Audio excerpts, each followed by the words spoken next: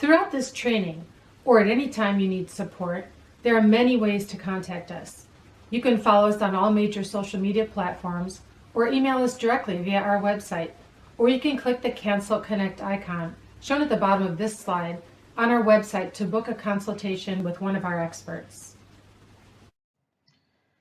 As part of our improvement, we have focused on at least one outcome or result measure. That's our goal. And in the analyze phase, we discovered key factors in the input and process that impact our results. In the control phase of an improvement project, we must identify those key input, process, and output measures that are related to our project, and that must be monitored on an ongoing basis to ensure our improvement is sustained. Standardization should be a part of the ongoing problem-solving activity at all leadership levels, where each leader should be asking the following questions.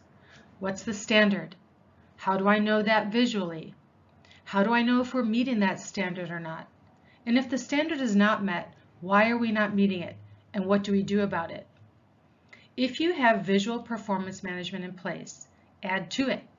If not, display project communication or project tracker board near the area of the work and integrate it into existing meetings if necessary. You may be familiar in some way with the concept of visual management. However, there are many different meanings for these words.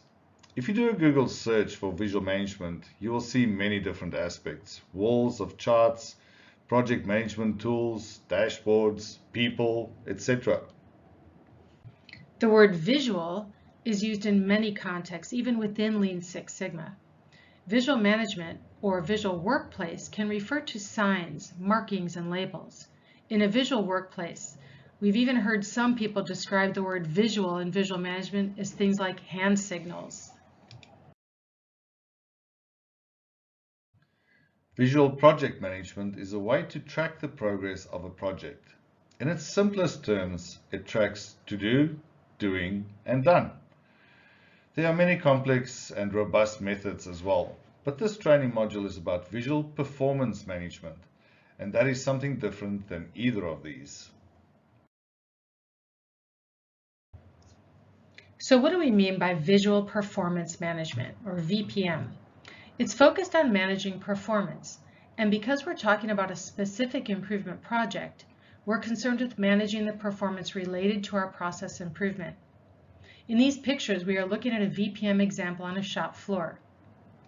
Visual means that the relevant data is graphical or easy to understand at a glance, accessible to everyone in the process, and it's shared. That means it's viewed and it's analyzed together. Performance means that we are understanding current performance compared to target.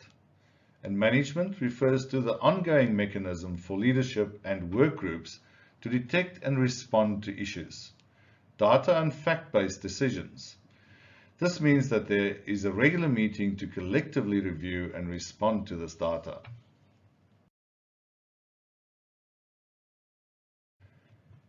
Whether the users of the data are the production team on a shop floor or a leadership team in the executive offices, the same exact principles apply. Key data is presented graphically and in a prominent or easily accessible location. The key performance measures are monitored, comparing actual results to targets.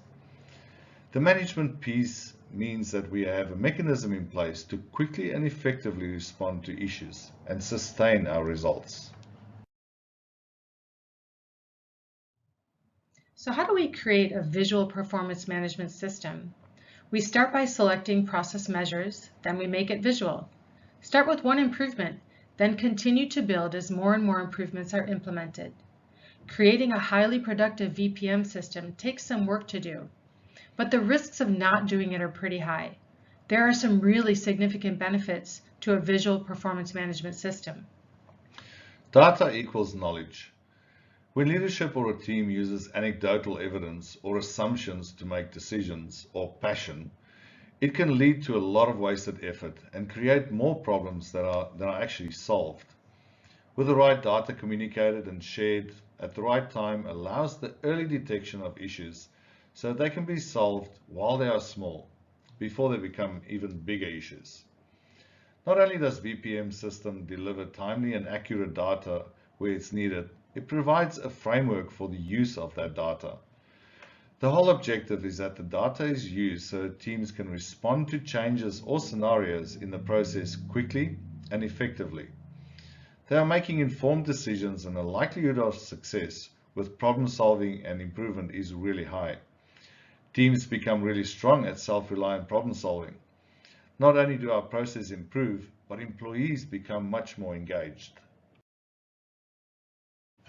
One of the first steps is to select the ongoing measures for the process. Here is where we'll introduce the concept of leading and lagging indicators. We can use our SIPOC to identify the KPIs for our ongoing measures. What output measures best reflect the process performance? It might actually be different than the measure that we used for the baseline. Where in the input or process should we measure? The X's to catch the problems early. Which input or process measures are key to a smooth operation? A lagging indicator measures past performance or output results. These are measures such as on-time, quality, and profitability. In our simple SIPOC for making a paper airplane, this project is focused on increasing the number of airplanes delivered on time. Measuring on-time delivery is a measure of past performance, a lagging indicator. A leading indicator is a measure from the input or the process that can be used to predict future output results. They're the key causal factors that are correlated to the lagging indicator, in this case, the key factors that affect on-time delivery. For example, here, the team may have identified the proportion of late paper deliveries as one leading indicator, meaning that an increase in late paper received is a predictor or leading indicator of late paper airplanes. And another leading indicator is the amount of time it takes to complete step 3 of the process. If either of these leading indicators starts to increase, we've got an early warning sign. If we don't take action, we're likely to run into late deliveries on the output. We can also use our process maps to identify where the key leading and lagging indicators are. We can identify the key results measures and the most likely causal factors to impact our results. Using our map, we might look at which steps were changed or where, during our analysis, we found that targets were not being met. The criteria for measurement selections includes usefulness of the data, timeliness, will there be time to take action, accuracy of the data, and the ease of getting the measurements. Can the data be gathered without disrupting the process and people?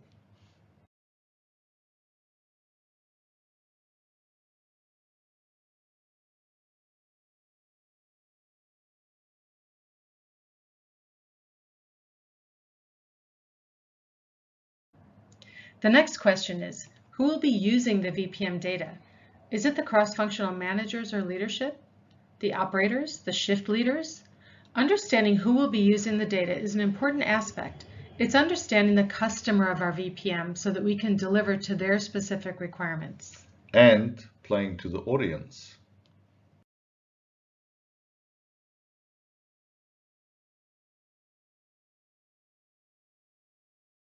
We might display and respond to the data differently depending on whether the user is the frontline worker, team leadership, or the executive level.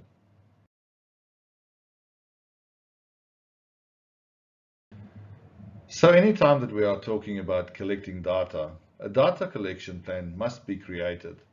And this goes for our ongoing measures as well. In the measure and analyze phases of an improvement project, we might collect measures to analyze, but we may only collect the data that one time. For our VPM, we will be looking for ongoing measures.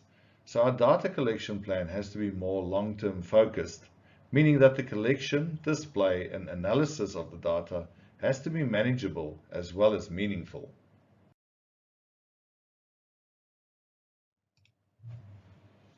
Our data is only useful if it's shared, and depending on your specific process and team, you may choose a physical display or a digital display of your data.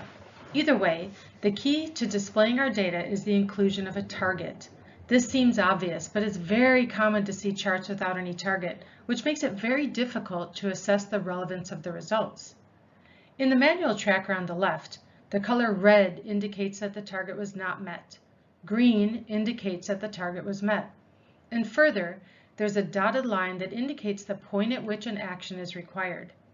Using a manual tracker is a very effective way for a team who's physically working together to be intimately involved with the data, and it's a very important communication tool. The chart on the right is an example of a simple bar chart with the target line included. With physical or manual trackers, a consistent layout and use make the charts easy to understand, read, and interpret. They tell the story on their own and do not require any explanation. Because of the manual aspect, we have to ensure that the facts and data are current and accurate.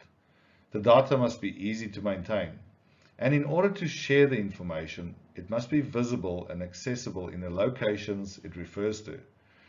We suggest using colors, pictures, and symbols wherever it makes sense. But the standard for visual management board is that red indicates a missed target and green indicates on target, and blue or black equals information.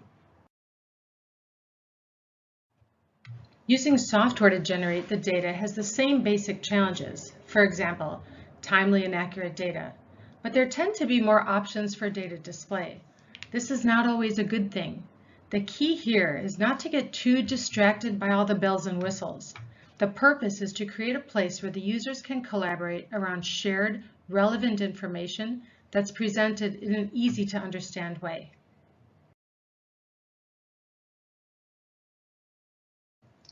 Great data should do a lot of the speaking for itself, but that's up to you, the owner and presenter of the data, to draw the distinct link between the question or purpose and the analysis. The data component is simple. We must have accurate data to reach correct insights.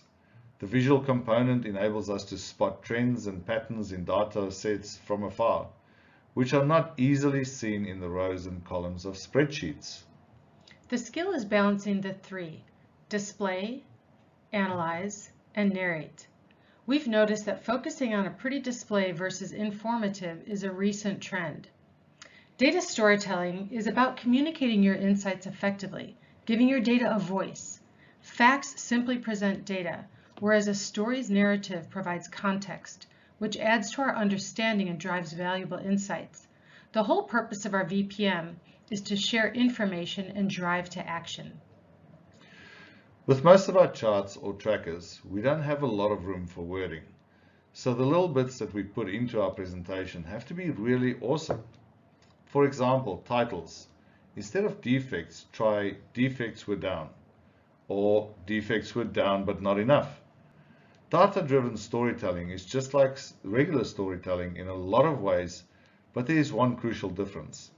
In a data story, no one wants a surprise ending.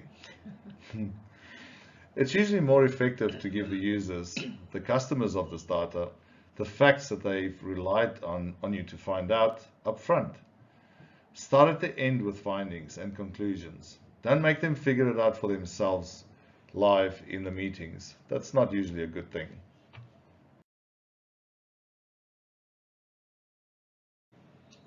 Selecting and displaying the data is just the first part. The important part is what we do with the data.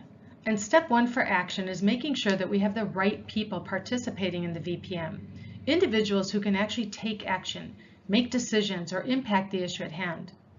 This means inviting only those needed. Resist inviting extra people or duplicates. This only serves to duplicate efforts and unnecessarily tie up resources.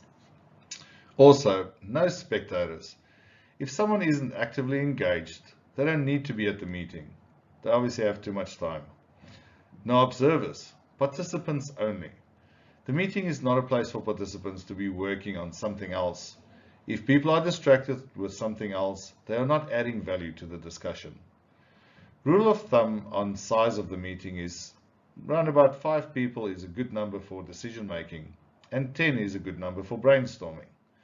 The key is to be careful and deliberate with the meeting participants.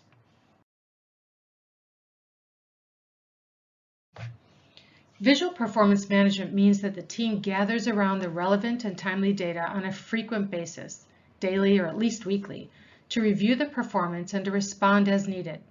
Typically, most people view meetings as a place where the action occurs.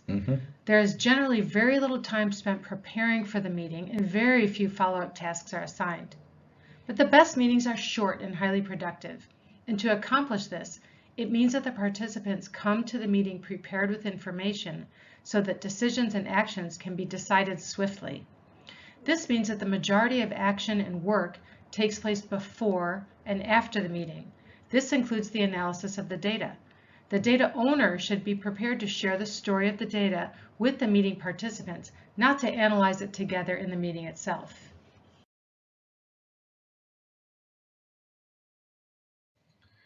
With VPM, the tasks of collecting, analyzing, and responding to data are ongoing.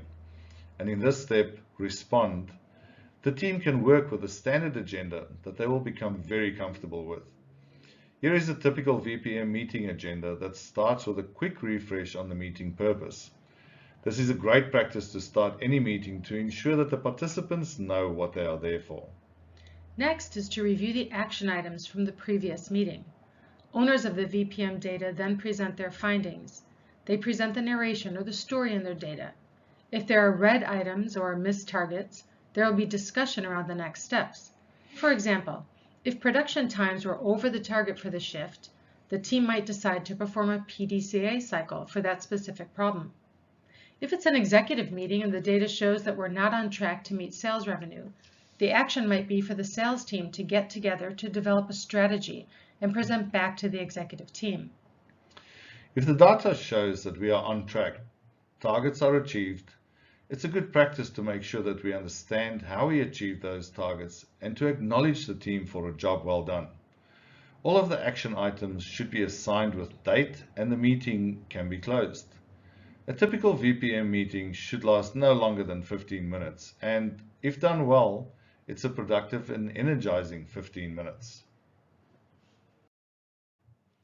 The whole point of visual performance management is to prevent issues from occurring, to detect potential problems as early as possible, and to quickly and effectively respond when issues do arise. It's about the team doing real-time problem solving. With good, solid data collected and analyzed, it's time for the users to get together and take action. The real collaboration and work of the team happens in a section and it occurs in a team meeting.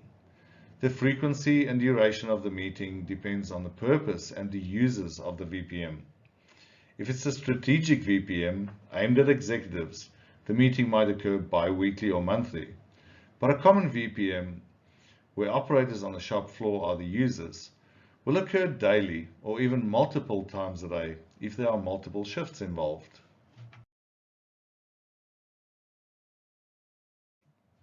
Here's an example of a VPM board in a production area.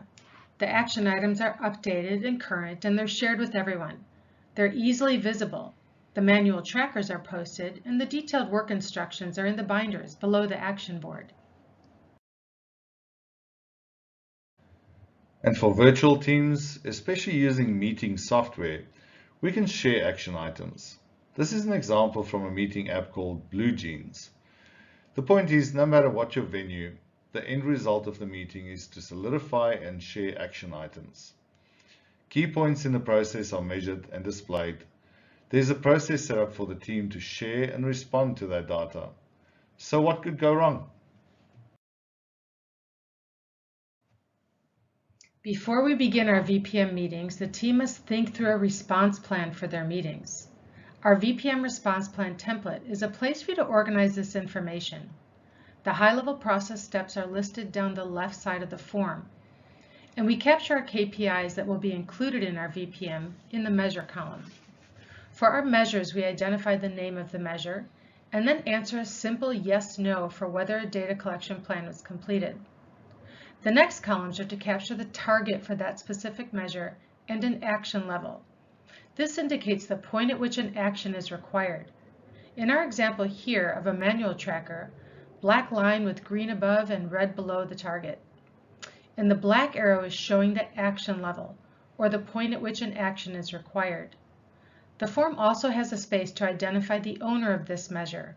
This is the person who's accountable for making sure that the data is collected and prepared for the team prior to the VPM meetings. When we have been monitoring the same KPIs for a while, let's say that a particular measure is green for a long period, that's when it's time to see if there's another indicator to monitor. The purpose of the VPM is to stay on top of those factors that can mess up our process. But once they are predictable and under control, we can focus on something else. So we don't have to continue monitoring the same measure forever. It's more of a dynamic process with visual performance management than hand signals. And here we have your one-point lesson for visual performance management. To create a VPM system for an entire function or department or site is a pretty big undertaking. In this section, we have covered how to create a VPM that is project-focused, which is a smaller scope. With a continual practice of creating VPMs for each improvement project, an organization can steadily build towards a larger scope by keeping consistency in the VPM practices. Enjoy a little review through your notes, and we'll take you to the quiz for this chapter on visual performance management. It has been our sincere pleasure being with you through this part of the training, and we thank you for your dedication to creating a better workplace and an environment that you can truly enjoy.